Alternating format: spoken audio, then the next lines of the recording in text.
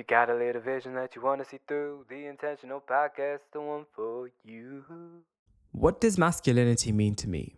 And why have I chosen to include this episode in the Pride series? Well, as a cis man who identifies as queer, I believe that masculinity and being queer, anything to do with your orientation, do not have to be mutually exclusive. You can be man enough even if you're gay. Period. I feel like a lot of homophobic rhetoric is started from the idea of masculinity because a lot of people assume being gay with femininity, and that is straight away dousing fire on a masculine flame. And it's okay. Both flames can run at the same time. Like, you don't have to be macho man all the time. I actually think it's so attractive when someone is able to tap into their emotional intelligence and show it confidently, because it gives me the sense they know who they are. They don't care what people think. They are in touch with both sides. And when you are in touch with both sides of your masculine and feminine energy, honey, that's how you win. In the South Asian community, especially, I feel like a lot of the traditional idea of a masculine man is someone who is a provider, someone who is an alpha male, someone who is supposed to protect you. And while I think those are cute traits to have, I believe a true masculine man is someone who has their integrity intact. Being masculine is all about owning your truth and being unafraid to say it. And this is where the idea about sexuality ties in. A lot of people have discredited gay men for not being masculine enough because they are attracted to the same sex. But I think, girl, your masculine levels are like 10-10 because you so masculine that you like another guy. There is this pressure to perform masculine in society, whether it's changing your voice, watching the way you speak. I've experienced it since I was like under 10. Like, I feel like the second my mother would tell me like, oh, like, girls act like that, you shouldn't act like that, be more like your brother, be more boyish like your brother. But it's like, I like mermaids, he likes Batman, I'ma like what I wanna like, love it or leave it, I'ma still do me. But it really feels like you're going against the grain when you have to push through these false ideologies that society has made of what a true masculine man is supposed to be. I want to read you a part of my book from the boys chapter where I talk about masculinity a little bit. From a young age, I knew that I was different to the traditional boy.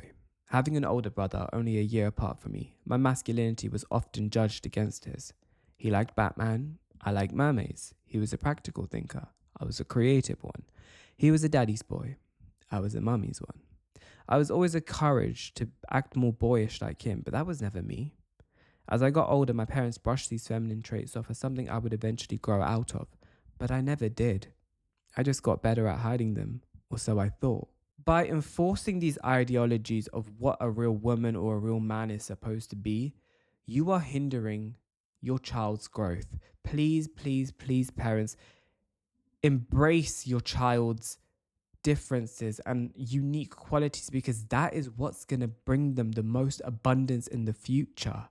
If they've got a knack for designing, fashion, let them embrace it. I'm telling you, if I was encouraged to, dance around when I was younger in my femininity, the person I would be today would be unstoppable. And while I still believe I am unstoppable now, I would have got there much quicker, I believe.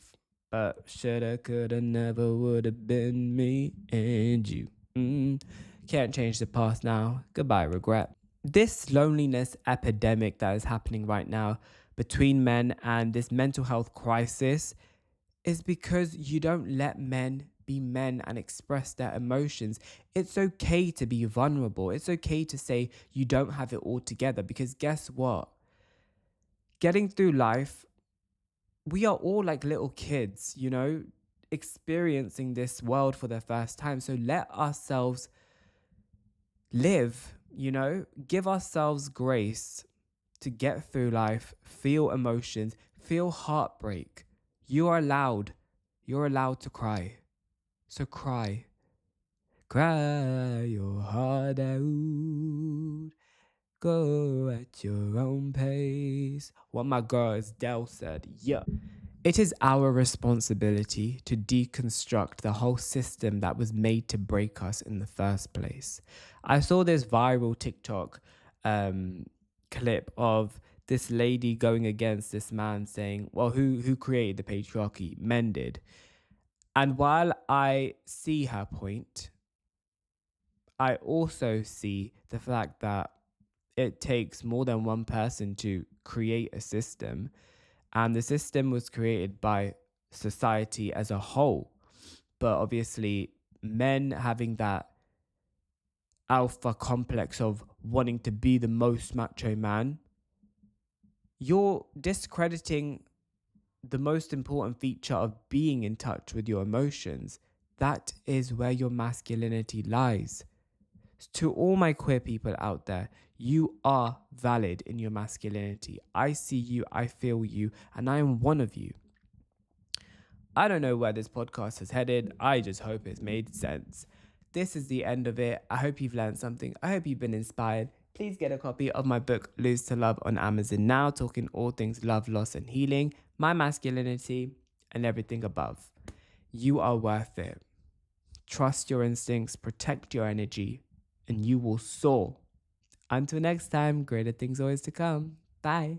If you got a little vision that you want to see through, the Intentional Podcast, the one for you.